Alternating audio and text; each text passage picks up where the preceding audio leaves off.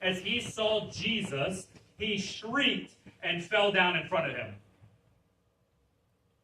Then he screamed, "Why are you interfering with me, Jesus, Son of the Most High God? Please, I beg you, don't torture me." Now, this is the demon inside of him that's recognizing who Jesus is. I want you to get this, that the demons recognized Jesus before the Pharisees recognized Jesus. The demons knew exactly who he was and exactly why he came, and the priests of the time, the pastors of the time, the religious leaders of the time did not.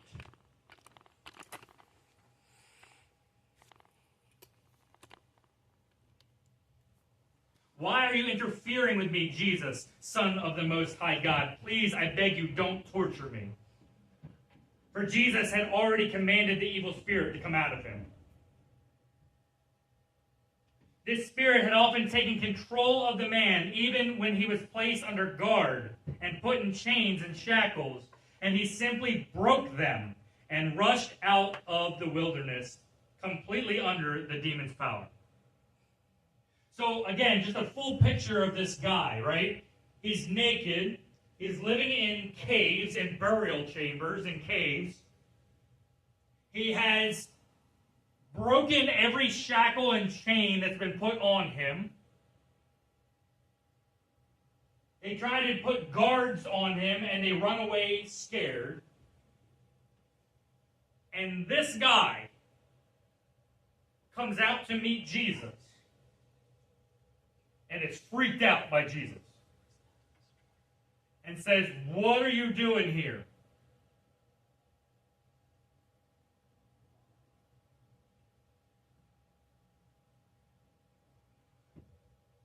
The irony here, to me, is in that first little bit. It says, "So they arrived in the region of the Gerasenes across the lake from Galilee. As Jesus was coming out of the boat, a man who was possessed by demons came out." This is how I play this in my head. Jesus comes across the boat, he gets out of the boat, and the man who was possessed by demons, but the man, like he was in his right mind, said, "I'm getting there." And he's fighting that demon the whole way as he's trying to trudge across this area to get to Jesus. And when he finally gets there, the demon freaks out and shrieks and says, "Jesus, Son of the Most High God, don't torture me." That wasn't the man speaking at that point, that was the demon. But the man set his mind, "I'm going to get there," and fought that demon across the field. Again, that's not in here, that's just how it plays out in my head. Jesus demanded, in verse 30, Jesus demanded, "What is your name?" It's interesting to go through like different, casting out demons and stuff, which we have, authority to do, obviously. But when you start talking about casting out demons, one of the things that happens frequently is the request for the demon's name. Why? Why is that important? Well, you know what you're dealing with. You have authority over it, but it's easier if you know its name. A lot of times in the Bible, it will say a mute or a deaf spirit. See, they're named based on what they do to you. So in this one, replies its name, he says, "My name is Legion," he replied, for he was filled with many demons. The affliction that this man had on him was not that he had a demon in him, it was that he had a lot of demons in him. That the name for this person, the affliction that it was causing him, was that he was being overpowered by demonic forces.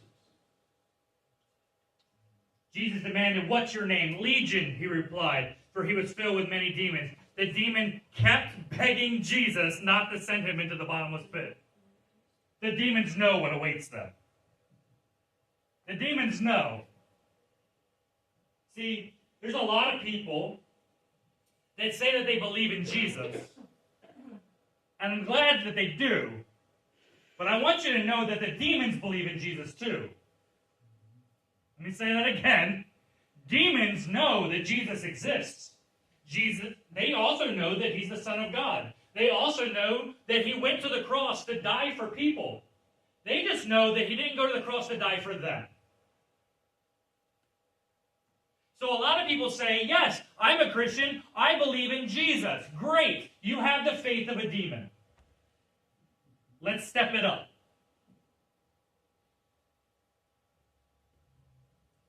See, just believing in Jesus doesn't get you to heaven. Just believing in God doesn't get you in heaven. Well, I believe God exists. That's great. So do the demons. They're running around, freaked out because they know what awaits them, the bottomless pit. We have to step beyond that. We have to get past that. It's not enough to say, I believe in Jesus. That's a good start. Guess what? I believe in Caesar. He existed. It doesn't make me Roman. Yes? So why does believing that Jesus existed make you a Christian? It doesn't. We have to get beyond that. There's more to it than that. It continues on. There happened to be a large herd of pigs feeding on the hillside nearby, and the demons begged him to let him enter the pigs. And Jesus gave permission. This is hilarious to me. Jesus is Jewish. By the way, in case you didn't know, Jesus was not a Christian. He was Jewish. Just saying. He was Jewish. What can't they have? Bacon. They can't have pork. So why is there a herd of pigs?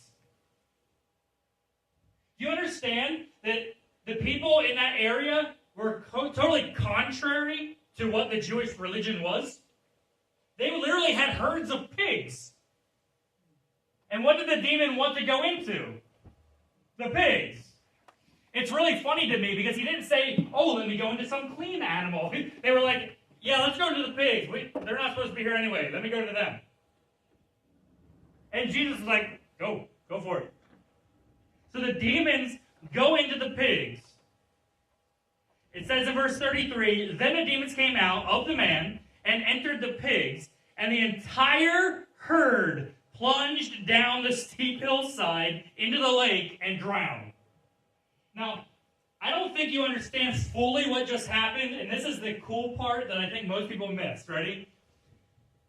It says that when you talk, I think it's in Matthew, I think I wrote it down, Matthew 12:43. I don't have it, but if you write it down, Matthew 12:43. It says that when you cast a demon out of somebody, he wanders around in dry places, searching for dry places.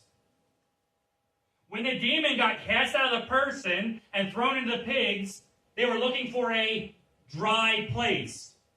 What was the first thing the pigs did? Run to water. See, even the pigs knew there's something wrong here. I need to get to water. Now, did it work out well for the pigs? No. But did it work out well for the demons? No. Do you get it? It's also fun. There's a serious joke that happens in this story, if you don't know, that this is the first occurrence of deviled ham. Have you ever heard that story before? Okay. Anyway. But you have this. Good come out. So you have this thing where, if you actually read, so there's Mark also does the same account, okay, and he tells it from his side. Mark's account says there were 2,000 pigs.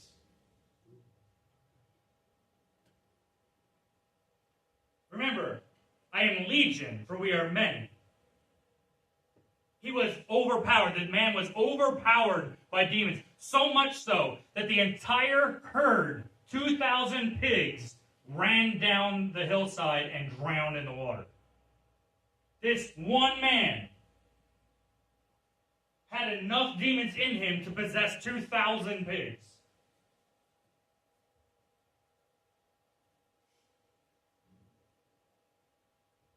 It's ironic to me that so many people see this and hear this account and for some reason don't believe that demons still do this. See, my opinion is that when we go into foreign places, foreign for us as Americans, we go overseas, we get shocked at demon possession. Because it's real. And it happens. And we see it when we're overseas. The problem is that it's happening here too. But we as Americans try to explain it away and give it names and give it diagnoses and say, well, that's just a mental disorder. Well, sometimes it is. It does exist. But sometimes it's not. And sometimes it's a demon. It just needs to go. The hard part is that so much of the church has relegated that field to the world that it doesn't matter how much therapy, how many prescription drugs, how many whatever, if you're being possessed by a demon, it ain't helping you. You get it? This man had 2,000, I would say at least 2,000 demons in him. Because it had to have at least one in each pig. And they were looking for dry places. They looked for where the spirit wasn't. And they were like, they're not even supposed to have pigs. Let's go there. And the unclean, filthy pigs said, I'm going to water. Verse 34. Verse 34 says, when the herdsmen saw it. So, here's proof that they weren't just wild boars. There was herdsmen. This was their herd of pigs. When the herdsmen saw it, they fled to a nearby town in the surrounding countryside, spreading the news as they ran. Yay, they're spreading the news of what Jesus did. It's amazing. No.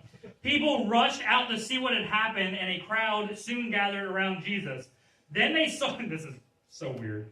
Then they saw the man who had been freed from the demons. He was sitting at Jesus' feet, fully clothed and perfectly sane. This last line scares me. And they were all afraid.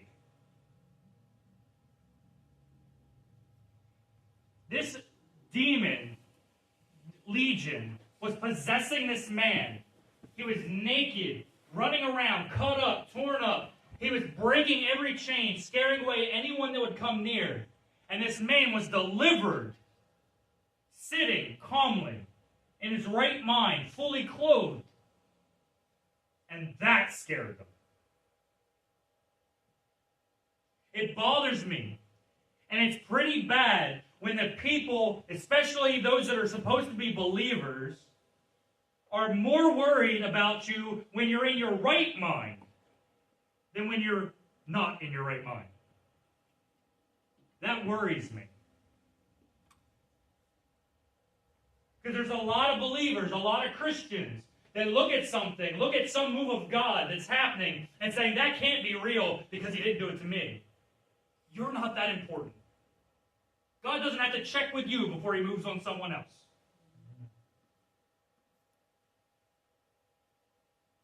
Just because it's different to you doesn't mean it's not God. Now, I encourage you, check with God. He will talk to you. But it bothers me that these other Jews saw their Jewish brothers sitting there, healed, delivered, set free, and that's what bothered them. That's what scared them. So much so, verse 36, it says, then those who had seen what had happened told the others how the demon-possessed man had been healed, and the people in the region of the Gadarenes begged Jesus to leave. For a great wave of fear had swept over them. I think that's verse 38. West 37. I bet. Different version. They were so afraid of this guy being in his right mind that they asked the one that did it to leave. There's something wrong with that. It continues on. So Jesus returned to the boat and left.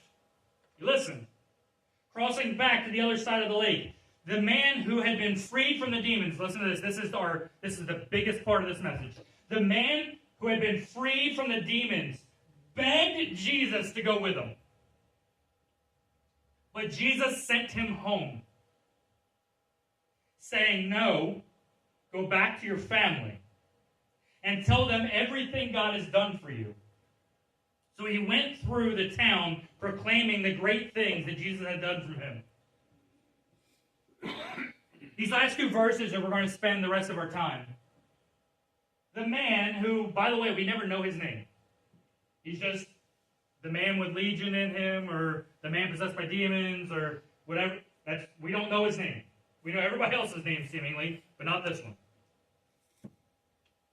Every person today, I think, would agree that the best thing that this recently possessed man could do would be to follow Jesus and be with him and sit at his feet and learn from him.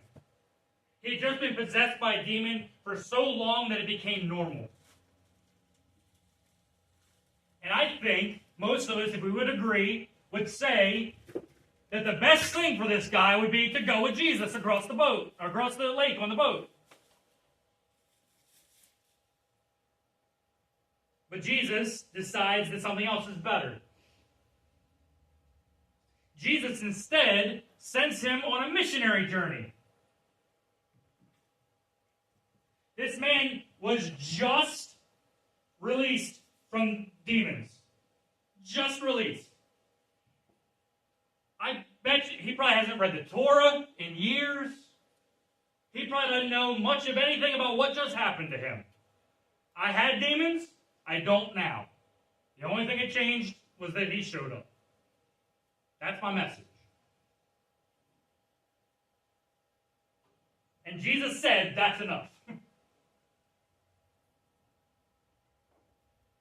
I want you to see that he sent this formerly demon-possessed man back into the Decapolis. 10 towns, 10 cities, of which he belonged to one of them. He sent them back into the Decapolis with no training. He sent him with no qualifications, no certifications, no degrees from seminary school, no 10-step path to recovery, no experience. Just Jesus' command to go. That was all he went on.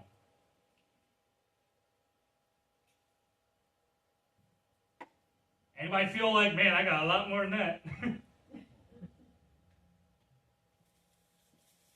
I have Jesus' command to go. That's a great commission. I know I have that. But I'm telling you, for me personally, I don't have a seminary degree, but I have my Berean courses that I've done to be able to be a pastor. I have a master's degree in education, a bachelor's degree in elementary education. I've been a missionary for 5 years. I've been a pastor for 3. I've read through the Bible several times. I devour books, and I'm at times worried about talking to the person next to me who is obviously sick and in pain about God who can heal them. That's me. I'm sure you all have a similar story. And yet this man had none of that.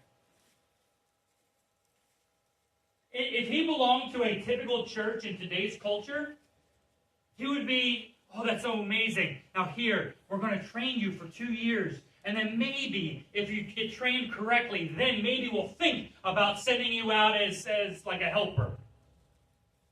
And then if you do that well, maybe 2 years down the line, we'll send you out as just a regular team. This is what the church does. They just incrementally skip you up the line until you leave, maybe? I don't know.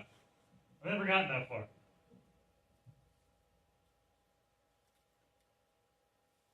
Jesus said, oh, you got delivered? You're going. Let's send you out. Tell everyone. I think we often feel less qualified. I think that often, like Legion, we just want to spend time with Jesus. But what he wants, what God wants, what Jesus wants, is for you to fulfill the mission that he called you to do. Now, you need to spend time with Jesus as you do that. But that doesn't mean that you just sit there in your chair and do what I've done for a long time and just read books and read through the Bible nonstop and just gain information. Information's good until it becomes religion. The Bible's supposed to lead you to someone, not to just be information.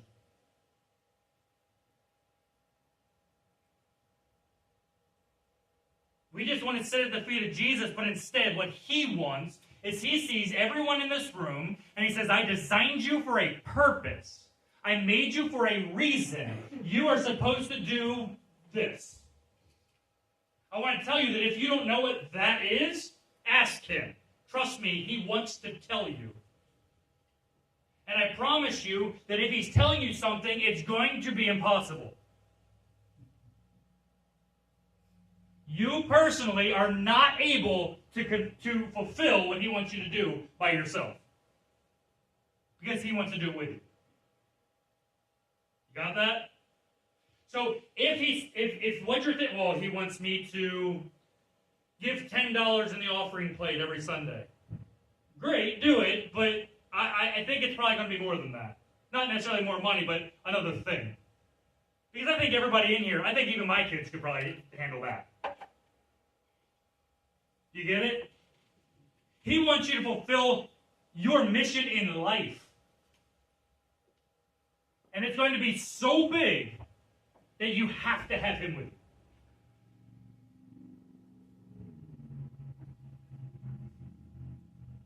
So let's get the other end of the story. How did it work out? Do we even know what happened? Well, kind of. Remember how I said that Mark also says the same account? Mark has the same account as the one here in Luke. So in Mark's account, it's in Mark 5, okay? Mark 5 is where the demon is cast out into the pigs, runs down the hill. That's in Mark 5, okay? In Mark 7, so 2 chapters later, Jesus returns to the Decapolis. Okay? Now, we never hear about the demon-possessed man again. We don't know. But he returns to the area. And we know that when he returns, he's able to heal a bunch of people. Now, remember, Jesus was able to heal just a few people in his own hometown because there was no faith. But Jesus returns to the Decapolis and is able to heal people. Assumedly, there was faith there. Well, just 2 chapters earlier, they all kicked him out. So now there's faith. Why? My assumption is that this man came out and said, this is what Jesus did for me. Believe in him. In fact, 1 chapter later, Mark 8, we have the account of the feeding of the 4,000. A lot of people don't know there was actually 2. There's a feeding of the 5,000 and a feeding of the 4,000. 2 different times that it occurred. The feeding of the 4,000 happened in the Decapolis. Right after that, what I just told you happened, the healings and stuff like that, from Mark 7. So at least 4,000 men. Remember, they usually only counted men because when you got married, you became one, right? So at least 4,000 men, put another 4,000 women on there, probably a couple thousand kids. 10,000 people, rough guess, got fed because they all showed up to Jesus' message. In a town that had just kicked him out.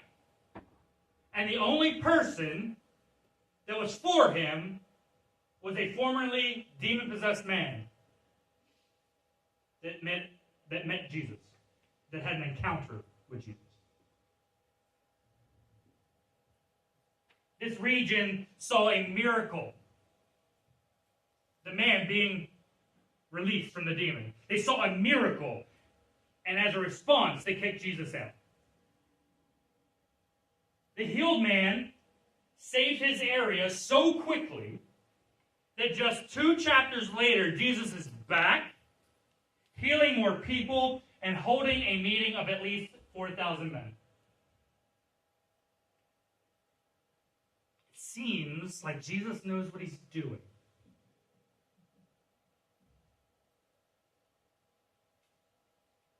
The challenge here, I think, is kind of simple. I think there's a lot of people in this room that do know their call. They do know that thing that God has given to you and said, this is your purpose for being. And you have felt unqualified. You have felt less than. You have felt like, well, my life doesn't match up to this person's, therefore I'm not qualified. I'm telling you that Jesus knew everything that you were going to do before you were even born. Before your parents were born. And he still knew that that was going to be your call in life. He said, I still choose you. I still choose you to do this. All you have to do is work with me. Don't try to do it on your own. It's impossible on purpose. It's impossible, so you have to work with me.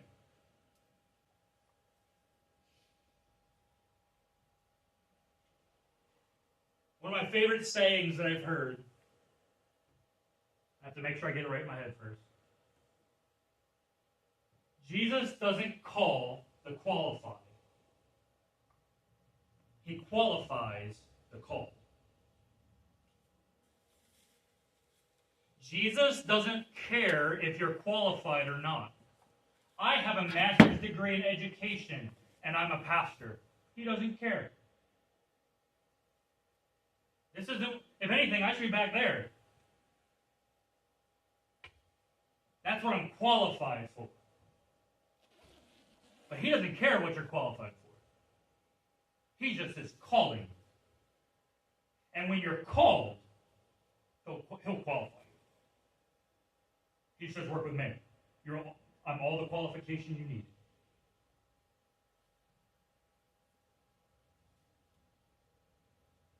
So my question to you then is, who are you? Who are you? If you've been in any conversation with me and my wife in the last year or so, it has always been that. It's always back to identity. Who are you? Are you who you say you are? Or are you who he says you are? Because there's a big difference. And I guarantee you that God, that Jesus, that Holy Spirit sees you in such a marvelous way that you can't even comprehend it. Because you're still stuck on the other side of the cross saying, look at all the bad things I've done. Look at all the bad things that have happened to me. But remember, just like what we said in communion, I don't live there. I'm to have communion to turn around and remember it. Why do I have to remember the cross? Because I'm not living at the cross. I'm living in resurrection.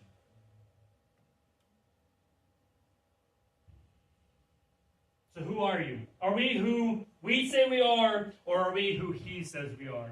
Do we need the qualifications of the world, or do we just need to do what he called us to do and trust that he's going to qualify us? It is time for us, these people right here, look around. It is time for us to win our respective cities. I want you to think that most of us do not live in the same town. I think that's on purpose. See, I used to think that we were a church that was supposed to solely win Benton, and that's why we were told to live there and to move there. And I don't think that's true anymore. I think we're a regional church. I think we're a church of the area, of the county maybe. And that we are all from different places for a reason. That myself, Callie's up more north, but like we're kind of in the Benton area, right? We have some from Millville. We have people from Bloomsburg. By the way, if you work somewhere different, that's another spot for you. Like I know Skeet lives in Stillwater and has a shop in Bloom. Like that's two different places that he has influence. We have older people, we have younger people, your schools. I've already told you that I still believe that this church it will never ever have to have a youth group. Because this church will be a youth group. We will be so full of youth that we sitting here, us adults, will have so many kids, spiritual sons and daughters under us, that we'll be begging for more adults to come just to help train these youth. Youth guys, you're in school. Show them what this means. Tell them that there are churches out here that are not just like every other church in town or in your town.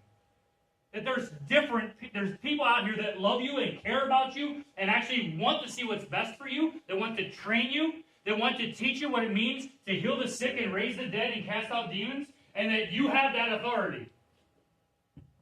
Because if we can do that with kids and youth, we don't have to try to fix adults later.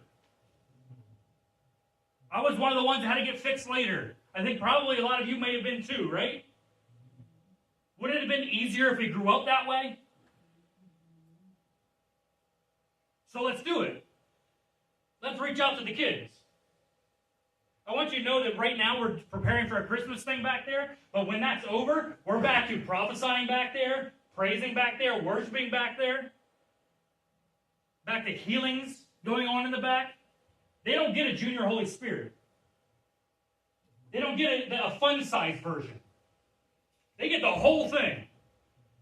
And the best part about it is that they don't have decades of past experiences to say that something can't happen.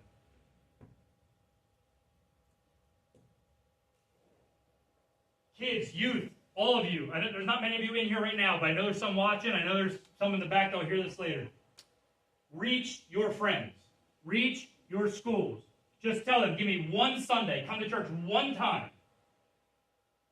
One time, try it. And see if this is different to you. Is this like any other church you've ever been to? Well, we sit there and we listen. But he sweats a lot and walks back and forth on the platform or on the stage. He doesn't have a stage. He has a music stand. I usually go off to what's on the music stand. Don't actually say everything that's on. No.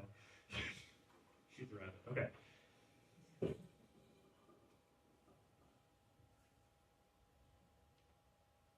We need to win our cities. Will, the last verse, if you still have it up there. We did a message on this years ago. And maybe I need to do it again. This is the parable of the wedding. Actually, those of you that were with us during The Chosen, this is actually the parable they were talking about. And the parable is about somebody that's having a wedding, and they invite all the invited guests to come, and they make excuses. I can't come for this reason, that reason. And then they send out a thing to anybody. Guys, I just have all this stuff prepared for this wedding. Come out. And some come, but there's still room, and they're still making excuses. And then this is the parable. So the master said, go into the country lanes and behind the hedges, and earn anyone you find to come, so that my house will be full. This parable is about the church.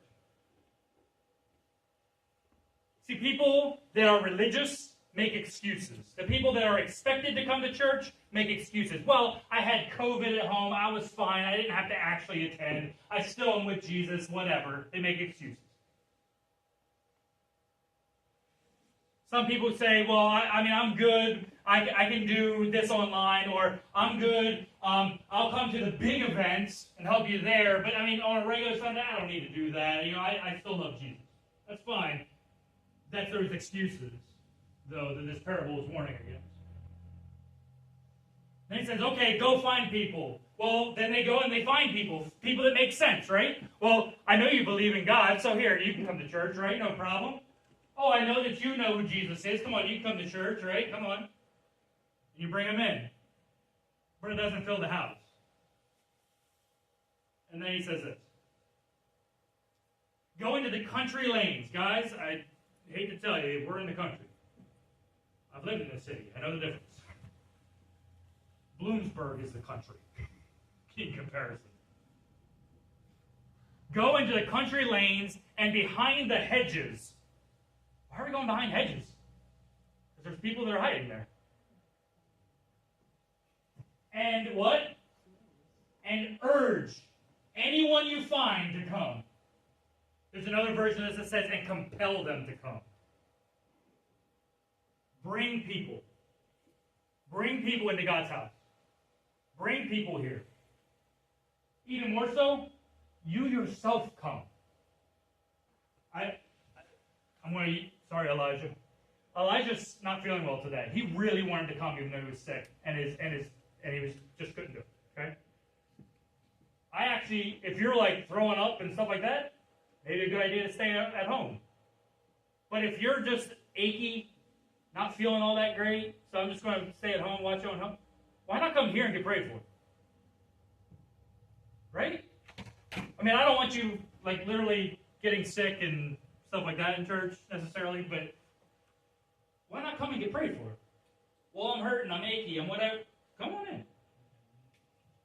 Well, I have all these kids, and that's fine. I told most of you, I love watching the kids run around. I was a middle school teacher. That's what I did. I talked over kids.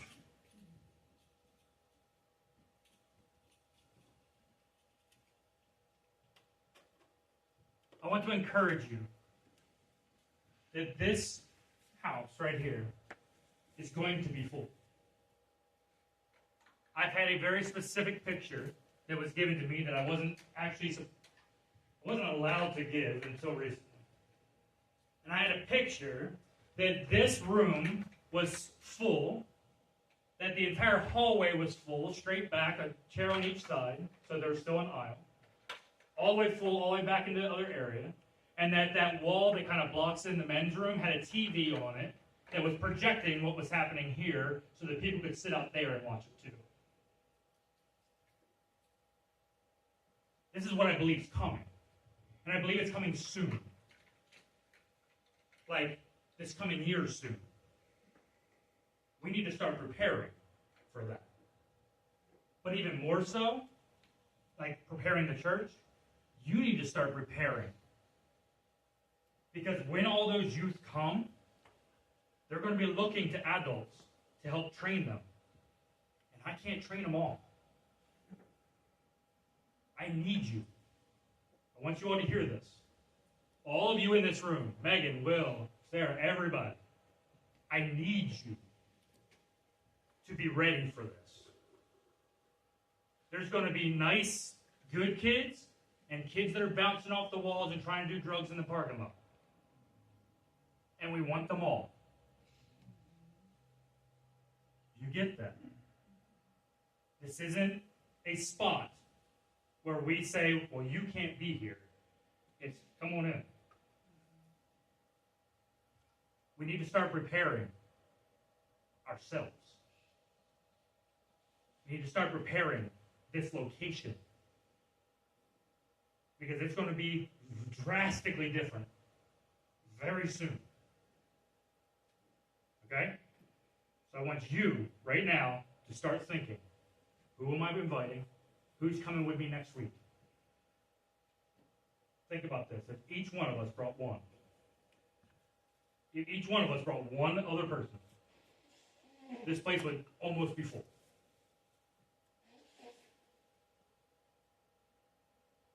Let's sing.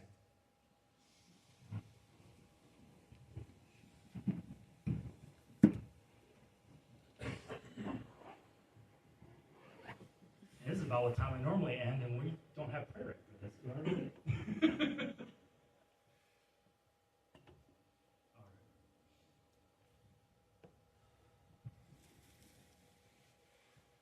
Lord, you're amazing.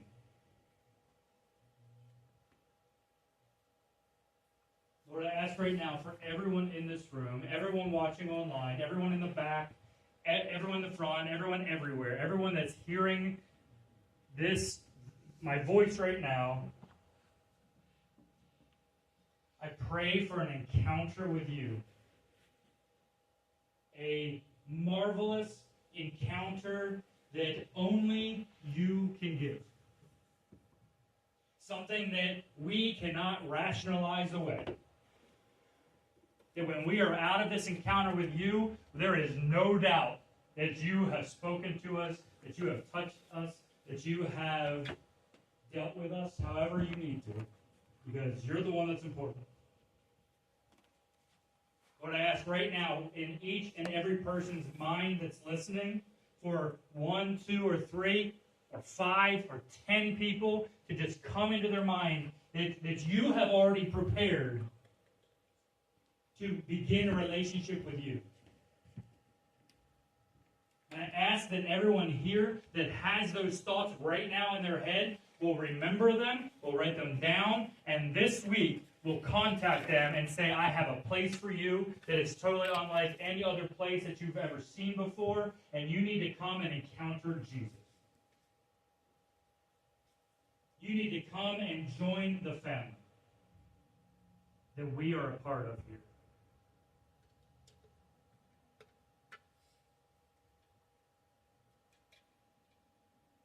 Lord, I pray for their courage and boldness to go into the country lanes and behind every hedge and urge and compel anyone that they find to come in so that your house will be full. You have already given many of us a picture of what that looks like. And I believe that's only the beginning of what you're doing. Because just like you told me a couple years ago, this church is to be unlike anything that's ever happened before. And if we do things that we've seen before, then we're doing it wrong.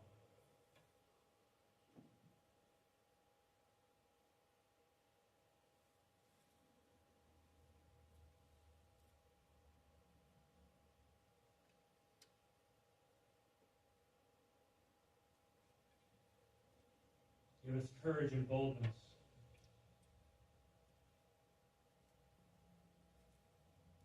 to fulfill our purpose that you've given us. Help us to understand that worldly qualifications don't matter when you have called us to do it. Because what we're supposed to do, our missions here on earth, our individual assignments, will never be possible if we do it alone. You always give us something impossible because you want to work with us. You want to do life with us.